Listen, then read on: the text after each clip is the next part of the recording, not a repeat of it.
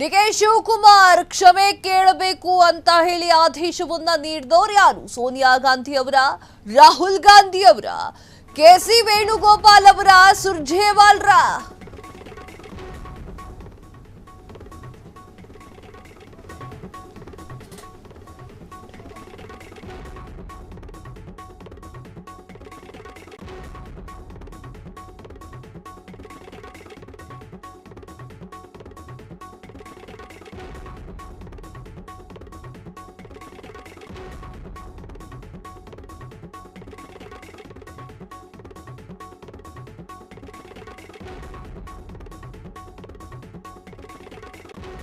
ಶಿವಕುಮಾರ್ಗೆ ಕ್ಷಮೆಯನ್ನ ಕೇಳಬೇಕು ಅಂತ ಹೇಳಿ ಆದೇಶವನ್ನ ನೀಡಿದವರು ಯಾರು?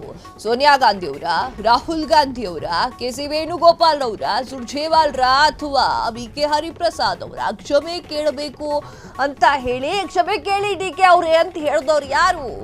ಡಿಕೆಗೆ ಕಿಂಚಿತ್ ಸ್ವಾಭಿಮಾನ ಇದ್ದಿದ್ರೆ ಕ್ಷಮೆ ಕೇಳಬಾರದಿತ್ತು. ಡಿಕೆ ಶಿವಕುಮಾರ್ಗೆ ಕಿಂಚಿತ್ತಾದರೂ ಧೈರ್ಯ ಇದ್ದಿದ್ರೆ ಕ್ಷಮೆಯನ್ನ ಕೇಳಬಾರ್ದಾಗಿತ್ತು. ಒತ್ತಡ ಇದ್ದಿದ್ರೆ ಮುಲಾಜಿಲ್ದೆ ಪಕ್ಷಕ್ಕೆ ರಾಜೀನಾಮೆಯನ್ನ ಬಿಸಾಕಬೇಕಾಗಿತ್ತು. ಅಧಿಕಾರಕ್ಕಾಗಿ ತಂತನವನ್ನೇ ಬಿಟ್ಕೊಟ್ಬಿಟ್ರ ಅಂತ ಹೇಳಿ ಪ್ರಶ್ನೆ ಬರ್ತಾ ಇರುವಂತಹ ಸೋ ಕಾಲ್ಡ್ ನಾಯಕ ಸಿಎಂ ಆಗೋಕೆ ಹೊರಟಿರೋದು ನಾಡಿನ ದುರಂತ.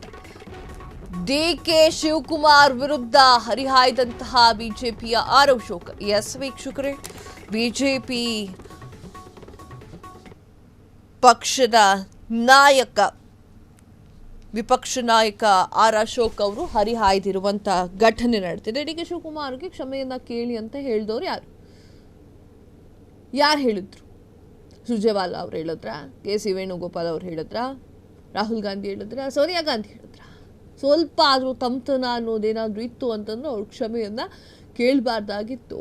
ರಾಜೀನಾಮೆವರೆಗೂ ಬಂತು ಅಂತಂದ್ರೆ ರಾಜೀನಾಮೆ ಬಿಸಾಕ ಬರಬೇಕಾಗಿತ್ತು ಅಂತ ಹೇಳಿ ಆರ್ ಅಶೋಕ್ ಅವರು ಹೇಳಿದ್ದಾರೆ. ಮೋಸ್ಟ್ಲಿ ಬಿಜೆಪಿಯಲ್ಲಿ ಈ ರೀತಿಯ ಸಂದರ್ಭಗಳು ಬಿಜೆಪಿಗೆ ಈ ರೀತಿಯ ಸಂದರ್ಭ ಯಾವಾಗಾದ್ರೂ ಬಂತು ಅಂತಂದ್ರೆ ಆರ್ ಅಶೋಕ್ ಆ ಜಾಗದಲ್ಲಿ ಇದ್ರು ಅಂತಂದ್ರೆ ಮೋಸ್ಟ್ಲಿ ರಾಜೀನಾಮೆ ಕೊಡ್ತಿದ್ರು.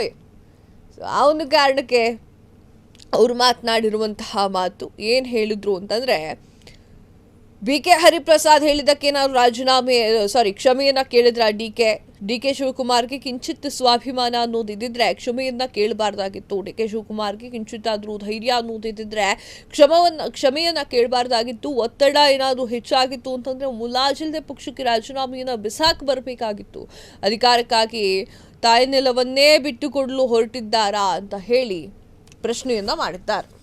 ಕ್ಷಣ ಕ್ಷಣದ ಸುದ್ದಿಗಳಿಗಾಗಿ ಫ್ರೀಡಂ ಟಿವಿ ಸಬ್ಸ್ಕ್ರೈಬ್ ಮಾಡಿ, ಲೈಕ್ ಮಾಡಿ ಹಾಗೂ ಫಾಲೋ ಮಾಡಿ. ಹೊಸ ಸುದ್ದಿಗಳ ನೋಟಿಫಿಕೇಶನ್ಗಾಗಿ ಬೆಲ್ ಐಕಾನ್ ಮೇಲೆ ಕ್ಲಿಕ್ ಮಾಡಿ.